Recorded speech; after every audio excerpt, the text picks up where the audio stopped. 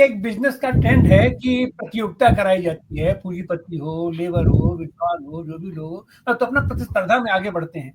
लेकिन जब हमको दिखाई पड़ रहा है कि हम तो कहीं प्रतिस्पर्धा में है नहीं, आप टेंडर करोगे नहीं, अगर आप टेंडर करोगे हमारा टेंडर पड़ जाएगा तो हमारा टेंडर कैंसिल हो जाएगा। चीजें उसी को जानी है जिसको जानी है। और ऐसी हालत में जब एक मॉडल सामने है कि एक आदमी के लिए पूरा एक सरकार, पूरा प्रधानमंत्री, पूरा सरकार, पूरी बैंक, पूरा इंस्टीट्यूशन अपना लेकर उसके पीछे खड़ा हुआ है कि दुनिया में कहीं भी काम अगर निकल रहा है, टेंडर हो रहा है तो हम उसको दिलवाएंगे। तो हमारे यहाँ के लोग आखिर क्या करेंगे? हताशा, निराशा तो होगी। और उसके बाद अभी ये जो ये ट्रेंड निकल के आया कि अपना सामने आया है कि उस आदमी ने जिस तरीके से एनडीटीवी को हस्तगत किया, कि एनडीटीवी ने जिससे अपना लोन लिया था, उस लोन वाली संस्था को ही ले लिया। तो अब यहाँ पर भी क्या ऐसी स्थिति आ रही है जो भी सुनाई पड़ रही है कि अडानी जी तो भारत की तो सारे बैंक खाली कर दिए, सारे इंस्टीट्यूशन खाली कर दिया, बाहर से भी इन्होंने पैसा उधार ले रखा है। और जो जहां से पैसा उधार लिए उस पर अमेरिका के ट्रंप महोदय तो शायद मोदी जी से ऊपर ही है, उनका बरदहस्त प्राप्त वो जो कारपोरेट उनके उस इंस्टीट्यूशन को ही अब लेने के अपने फिराक में है। तो क्या आने वाले दिनों में यहाँ के पूंजीपति भी, यहाँ के अरबपति भी, यहाँ के खरबपति भी क्या देख रहे हैं कि यही स्थिति होगी? यहाँ के तो भारत जो अपनी सरकार वो तो हमको सहयोग करेगी नहीं, तो रेमन चल अब गंगा तीर। तो यहाँ से अब नेहरू विश्वविद्यालय में पश्चिम एशियाई अध्ययन केंद्र के डायरेक्टर हैं प्रोफेसर ए के पासा जी।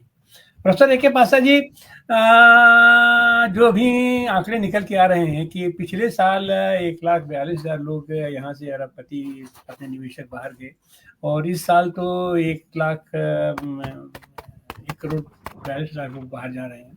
तो ऐसी हालत में क्या हमारे देश में संभावनाएं नहीं है? यहाँ लोग देखते नहीं हैं या उनको मौका नहीं मिल रहा है? आखिर इतना हतोत्साहन, आखिर इतनी निराशा यहाँ आप क्यों देख रहे हैं? अच्छा, जबकि जाहिर सी बात है भाई कि हमारा देश भले ही न देखे, हमारा मंत्री कहता है कि हिमाचल प्रदेश में भूस्खलन इसलिए हो रहा है क्योंकि वहाँ के लोग मांसाहारी हैं, मांस खाते हैं।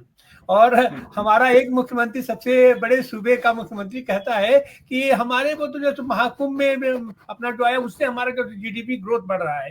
तो इन सब चीजों का आकलन करते हुए लोग यहाँ से जा रहे हैं कि उसके पीछे क्या कर, और आखिर इनको रोकने का, आखिर हमारे देश का विकास गति हम कैसे बढ़ा पाएंगे?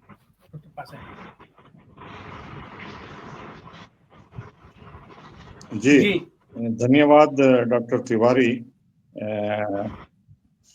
मेरी आवाज आ रही है आपको? जी आ रही है। हेलो जी आ रही है, बोलिए। जी, मैं ये कहना चाहता था कि देखिए, जो भी कंट्री की इकोनॉमिक पॉलिसी या फॉरेन पॉलिसी होती है, उसके रूट्स जो है डोमेस्टिक पॉलिसी में से उभरते हैं। अगर जो भी गवर्नमेंट हो इंक्लूसिव पॉलिसी अडॉप्ट करती है, सभी का साथ, सबका साथ, सबका विकास असल में अच्छी तरह से इम्प्लीमेंट करते हैं, तो जो उम्मीदें हैं लोगों के, इन्वेस्टर्स के, पूंजीपतियों के, या जो भी हैं स्किल्ड लेबर के, वो स्टेबिलिटी देखना चाहते हैं। तो ये गवर्नमेंट के हम पिछले 10 सालों से ये देख रहे हैं कि ये कम्युनल पोलराइजेशन पे निर्भर है। ये सोसाइटी को डिवाइड कर रहे हैं, और हुकूमतें जो जनता की सपोर्ट से आए हैं, चाहे वो महाराष्ट्र में या कर्नाटक में या मध्य प्रदेश में या कहीं भी हो, उनको तोड़ के, गिरा के, पैसे दे के, एमएलए को खरीद के अपनी गवर्नमेंट बनाना चाहते हैं। और हर दिन हम गवर्नर और चीफ मिनिस्टर के दरमियान झड़पें देखते हैं, चाहे तमिलनाडु हो या केरला हो या वेस्ट बंगाल हो, या ऐसी नीतियां जो इन्वेस्टर्स जो लगाना चाहते हैं लॉन्ग टर्म इकोनॉमिक डेवलपमेंट के लिए, उससे नाराज हैं। पॉलिसी से कंसिस्टेंसी नहीं है यहाँ। तो चाहे वो पॉलिटिकल स्टेबिलिटी हो या इकोनॉमिक इंसेंटिव्स हो या सोशल स्टेबिलिटी हो। ये बहुत जरूरी है किसी भी गवर्नमेंट को कंसिस्टेंसी से पॉलिसी फॉलो करने की। तो पहले भी कैपिटल स्विट्जरलैंड में जाता था या कैरिबियन आइलैंड्स में जाके वहां पार्क करते थे या दुबई में रखते थे, लेकिन जिस तरीके से पिछले 8-10 सालों में भारत से पूंजी बाहर जा रही है, और मैं कई देशों में गया हूँ, अमेरिका, कनाडा, पिछले 4 सालों से लगातार 6-6 महीने रहता हूँ, और वहां से टर्की भी गया हूँ, साइप्रस गया हूँ, और यूएई और दूसरे खाड़ी के देशों में भी गया हूँ। तो मैं देख के चौकन्ना हो गया यहाँ सब इन देशों में कि हजारों की तादाद में जो है लोग करोड़ों के रुपए दे के वहाँ वीजा, गोल्डन वीजा या सिटीजनशिप खरीद रहे हैं, और घर, मकान, बिजनेसेस वहाँ लगा रहे हैं। जैसा साइप्रस में अगर आप $2 मिलियन देते हैं तो सिटीजनशिप मिलती है, आप कोई भी बिजनेस वहाँ ओपन करो। आप जाइए वहाँ साइप्रस में, देखिए हजारों के भारतीय वहाँ बिजनेस कर रहे हैं। टर्की में जो कि लैंग्वेज प्रॉब्लम भी है, वहाँ हजारों के लोग वहां जाके इन्वेस्ट करके घर ले रहे हैं और लॉन्ग टर्म वीजा ले रहे हैं। खैर कनाडा और अमेरिका तो पहले करते थे, लेकिन उनकी तादाद बहुत बढ़ गई है अब पिछले 8-10 सालों में अचानक से। तो वहाँ जो लोग थे, जो मिलियनेयर हैं अमेरिका में, जो पिछले 25-30 सालों से है, कुछ एंटरप्रेन्योर्स, यंगस्टर्स लौट के आना चाहते थे, चाहे वो हैदराबाद हो, बैंगलोर हो, पूना हो या दूसरे अन्य देश में, उनके एक्सपीरियंस से, क्योंकि वहाँ जो रेसिज्म है और जो इकोनॉमिक प्रॉब्लम्स हैं वहां से काफी कठिनाइयां हो रही हैं। मुझे अभी पता चला है वहाँ जो 20-25 सालों से साइंटिस्ट हैं टॉप लैब्स में, उनको कहा गया है कि आप धीरे धीरे आपको खाली करना होगा और व्हाइट अमेरिकन सिटीजन्स को ट्रेन करना होगा, बोल के ये ऑर्डर आया है टॉप न्यूक्लियर प्लांट्स में और रिसर्च लैब्स में वगैरह वगैरह। तो ये लोग वहाँ घर खरीदे थे, फैमिली वहाँ है, और वो आना चाहते थे बेंगलोर, इंडिया को। तो अब किसी और मुल्क में जा रहे हैं, वो अमेरिका छोड़ के दूसरे मुल्कों में जा रहे हैं, बगैर बशर्ते कि इंडिया को वापस आने के। बेंगलोर में कई लोग आना चाहते थे, लेकिन वहाँ भी प्रॉब्लम्स की वजह से और कई घटनाओं की वजह से वो कहीं और थर्ड कंट्री में जाने का सोच रहे हैं। तो ये अफरा तफरी जो है मिलेनियर्स में इंडिया में, ये डोमेस्टिक रीजंस हैं, और इसमें के साथ ग्लोबल रीजंस भी जुड़ गए हैं, और वो स्टेबिलिटी चाहते हैं, पीस ऑफ माइंड चाहते हैं, और जो कंट्रीब्यूट करना चाहते हैं उनके स्पेशलाइजेशन के वजह से, तो वो वही करना चाहते हैं। तो ये सब अब ट्रम्प आके उन्होंने ऐसी कॉन्ट्राडिक्टरी पॉलिसी, जिगजैग पॉलिसी अपनाई है पिछले 50-60 दिनों में कि 5-4 ट्रिलियन का स्टॉक मार्केट वॉश आउट हो गया है, हजारों के लोग परेशान है। खुद इलॉन मस्क जो है $130 बिलियन लॉस हुआ है, और पिछले दिनों $30 अरब का हुआ है। तो इन सब पूंजीपतियों का जो है अपसेट हो रहा है, क्योंकि अमेरिका जो माना जाता था 25 ट्रिलियन इकोनॉमी है, अब वो नहीं रही वो। जी अच्छा प्रसाद जी, देखिए हम और देख रहे हैं कि हमारे देश के पूंजीपतियों को, हमारे देश के जो धनपति उद्योगपति हैं, उनको वरीयता क्या नहीं मिल पा रही है का?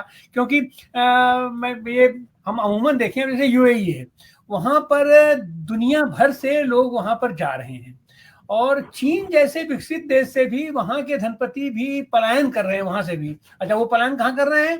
तो साहब भारत में भी आ रहे हैं लोग, और यहाँ हम एक चीज देखिए, जो भी बाहर से आता है अपना किसी माध्यम से अडानी अंबानी को बेस करके उनके साथ पार्टनरशिप करता है, उनके साथ वो करता है, फिर उसके बाद तो उसको अपना पूरा कब्जा हो रहा है। और अभी जो चीज दिखाई पड़ रही है कि जिस हथियार से मोदी जी को टूल बना करके अडानी जी यहाँ पर अपना सब आवा कावा फैलाए हुए हैं, और एनडीटीवी को अपना जिस तरीके से इन्होंने हस्तगत किया, वही तरीके से ट्रंप को भी साथ लेकर के कुछ कारोबारी यहाँ आ रहे हैं, और वो शायद ओवरटेक करने की स्थिति अब उनकी बन रही है। अडानी जी को ओवरटेक करेंगे, और हिंदुस्तान में आयात निर्यात संतुलन के नाम पर दुनिया भर का जो कूड़ा है, अमेरिका का जो कूड़ा है, यूरोपीय देशों का कूड़ा है, वो हमारे इकट्ठा होने जा रहा है। तो क्या इन सारी चीजों को भी अपने धनपति देख करके क्या इतने मायूस और इतने हताश, इतने निराश हो गए कि वो उन्होंने अब सोच किया कि नहीं, अब यहाँ से चली देना चाहिए अपना बोरिया बिस्तर लेकर? जी पासा जी। जी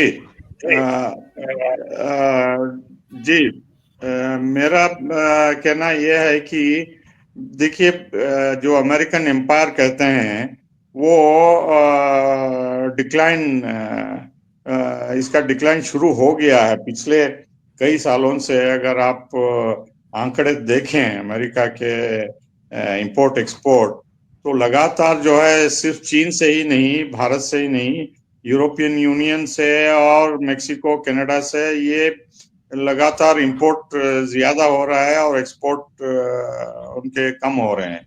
सिर्फ उनका दबदबा जो है आर्म्स हथियारों में है और हाई टेक में है वगैरह वगैरह। तो अमेरिकन इकोनॉमी जो है इंपोर्ट डिपेंडेंट हो गई है। कंज्यूमर प्रोडक्ट्स, एग्रीकल्चर की प्रोडक्ट्स, और चाहे ज्वेलरी हो या ऑटो पार्ट्स हो या टेक्सटाइल्स हो या दूसरे अन्य देश। लेकिन इस पूरे दौरान में जो है चाइना ऐसा मुल्क है जो पहले ट्रंप एडमिनिस्ट्रेशन के दौरान जो भी उन्होंने किया था चीन के खिलाफ, उससे वो सबक सीख के अब देखिए उनकी पॉलिसी में कोई पैनिक नहीं है, कोई घबराहट नहीं है। वो कह रहे हैं कि अगर अमेरिका जंग चाहता है तो हम तैयार हैं, तारीफ पे भी तैयार हैं, और इकोनॉमिक ट्रेड वॉर में भी तैयार हैं, और किसी भी जंग के लिए तैयार हैं। We are ready to fight till the end. इसका मतलब होता है आर्थिक ही नहीं बट मिलिट्री पोजीशन में भी ये है कि वो कोई घबराहट नहीं है। उनका अप्रोच जो है लेट्स वेट एंड सी, और हमारा अप्रोच है पैनिक। हम घबरा रहे हैं, प्रधानमंत्री चले जा रहे हैं और कॉमर्स मिनिस्टर चले जा रहे हैं, विदेश मंत्री चले जा रहे हैं, एक के बाद लाइन लगी हुई है ट्रंप को हाजिरी देने के लिए। ये कोई बड़े रीजनल पावर की शोभा देती है ये इस तरह से पैनिक अप्रोच होता है। तो और चाइना जो है अपनी पॉलिसी में फिस्कल स्टिमुलस भी दे रहा है उसको टैरिफ की जंग से बचने के लिए। हम उसके बारे में सोचे ही नहीं। हम सोच रहे हैं कि ट्रंप हमारा सबसे महत्वपूर्ण दोस्त है, स्ट्रेटेजिक पार्टनर है, और उसको गले मिल रहे हैं और माय डियर फ्रेंड बोल के बोल रहे हैं। और जब ट्रंप हमें धमकी देता है टैरिफ डालेंगे बोल के, हम बिल में जाके घुस जाते हैं। और जो प्रयास करना चाहिए, हमें दो प्रयास करना चाहिए। एक तो पार्लियामेंट में सभी ऑल पार्टी मीटिंग्स को बुला के एक गंभीर मामला है बोल के बैठक होना चाहिए। सब पार्टीज अपोजिशन सब मिलके अच्छी तरह से बहस करना चाहिए, जो कि पहले प्रधानमंत्री करते थे, चाहे वो जवाहरलाल नेहरू हो या अटल बिहारी वाजपेयी हो या मनमोहन सिंह। ये गवर्नमेंट जो है अपोजिशन को इज्जत ही नहीं देती, उनको रिजेक्ट करती है और उन पे तोहमत लगाती है, और उनको उनका पॉइंट ऑफ व्यू सुनने के लिए तैयार नहीं है। अगर ये भी हम डिस्काउंट करें तो भारत में ऐसे इकोनॉमिस्ट हैं, ऐसे लोग, पढ़े लिखे लोग हैं जो सलाह दे सकते हैं। उनकी मीटिंग बुला के किस तरह से हमें रेस्पॉन्ड करना है। और पूरी दुनिया में छाए हुए हैं भारतीय इकोनॉमिस्ट, अमेरिका से लेके ऑस्ट्रेलिया तक और जापान से लेके ब्राजील तक। तो ये सब मिलके आके भारत को सलाह देना चाहते हैं, लेकिन ये गवर्नमेंट किसी की सुनने को तैयार ही नहीं। एक आदमी जो है पूरा डिसीजन लेता है और अपोजिशन को निखारता है, और मैं ही जो भी करता हूँ सही है, भारत के हित में मैं कर रहा हूँ। और ये ऐसा, ये वन मैन पॉलिसी जो है बहुत खतरनाक है डेमोक्रेसी के लिए। और ट्रम्प साहब जो है अच्छी तरह समझ गए कि इनकी कमजोरी है, चाहे वो रॉ एजेंट गुप्ता जो अमेरिका में पकड़ा गया था, जिसमें अमित शाह का भी नाम शायद लिया था वाशिंगटन पोस्ट के अनुसार। तो हमारी कुछ सीक्रेट्स जो है अमेरिका के हाथ में है, जिसके वजह से वो हमें ब्लैकमेल करना चाहते हैं। और हमारे प्रधानमंत्री डरे हुए हैं, या होम मिनिस्टर डरे हुए हैं, इसलिए जो है टैरिफ के ऊपर हमें थोपने की धमकी दे रहे हैं। और ट्रम्प ओपनली कह रहा है कि हम एक्सपोज करेंगे आपको, आप नाजायज फायदा उठा रहे हैं अमेरिका का, और हमारे प्रोडक्ट्स इंडिया में आने नहीं दे रहे हैं बोल के। तो ये एक्सपोज करने की बात स्ट्रेटेजिक पार्टनर करता है, हमारा गहरा मित्र करता है। ये तो पीछे से ओपन में छुड़ा भोंक रहा है हमें, और हम अपने आप को दिफा कर नहीं रहे हैं। ये बहुत शर्मनाक बात है कि ये इतना बड़ा महान देश जो है इस तरह से अमेरिका की धमकी में आके, ये तो छोड़िए, उनके कॉमर्स सेक्रेटरी यहाँ इंडिया टुडे के कॉन्क्लेव में आके हमें धमकी दे रहे हैं कि आप रूस से हथियार मत खरीदिए। अरे भाई, आप कौन होते हैं? हमारा पुराना दोस्त है रूस और सोवियत यूनियन। हम कई सदियों से हथियार ले रहे हैं, जबकि आप पाकिस्तान को दे रहे थे, हमारे दुश्मनों को दे रहे थे। तो वो सोवियत यूनियन अच्छे से अच्छे हथियार, फाइटर प्लेन्स और प्रोडक्शन इंडिया में करने की बात कर रहा है, और अमेरिका टैरिफ लगाने की बात कर रहा है, जो दोस्त है हमारा। तो ये सब सुन के बहुत दुख होता है। और जो भी यहाँ हैं, पढ़े लिखे लोग हैं, समझदार हैं, जो इंडस्ट्रियलिस्ट है, जिनके पास दिमाग है, वो सोच रहे हैं कि ये भारत ये पॉलिसी बनाने वाले प्रधानमंत्री हैं, या अमेरिका में वाशिंगटन से पूरा एजेंडा आ रहा है, और हम उसके तहत चलाएंगे भारत को। तो इससे जो है ये बहुत ही नेगेटिव इम्पैक्ट हो रहा है भारत के यूथ पे, और जो इंडस्ट्रियलिस्ट हैं, और वो होपलेस सिचुएशन देख के वो धीरे धीरे बाहर जहां भी अपने टैलेंट को हेल्प मिलता है वहां जाने की सोच रहे हैं।